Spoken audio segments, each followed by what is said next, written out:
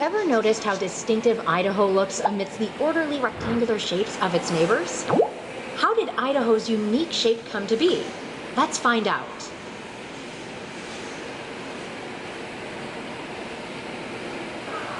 Several years after the War of 1812, America and Britain decided to share the Pacific Northwest, thinking it might help smooth over old feuds. Boy, were they wrong. For nearly 30 years, the countries argued over who should get what. When they finally come to a decision, the 49th parallel became an international boundary. Then, in 1848, Congress established the Territory of Oregon. It included all of today's Oregon, Washington, Idaho, and parts of Montana and Wyoming, with the Continental Divide as the territory's eastern border.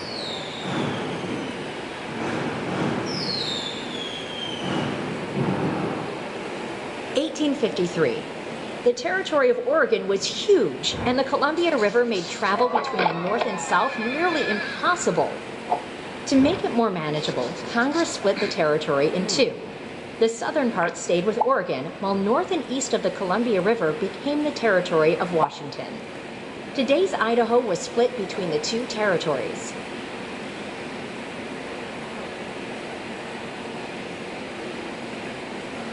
As more states joined the Union, debate erupted over how to draw boundary lines. Congress tried to fill the Union with rectangles and straight lines, but there were times when geography got in the way. When Oregon became a state in 1859, Congress could only get so far with its geometric lines, before hitting the big twists and turns of rivers. So they had to use a mix of geometry and geography. The lower half of today's Idaho got kicked out of Oregon and joined the Washington Territory.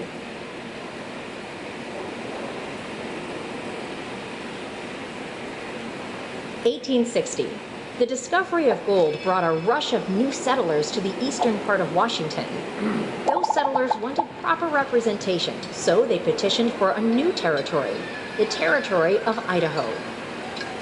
Debate over where to draw the border was fierce, and Idaho came dangerously close to having a very different shape. Finally, one proposal made it through, and in 1863, President Lincoln signed the Territory of Idaho into existence.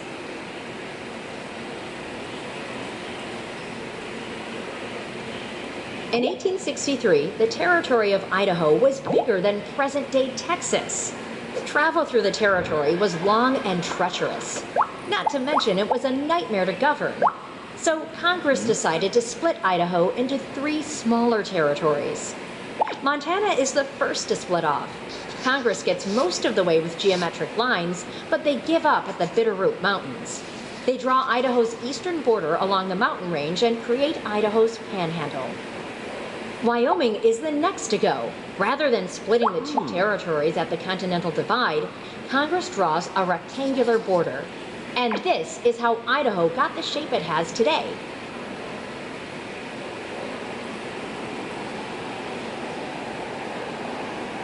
(1887).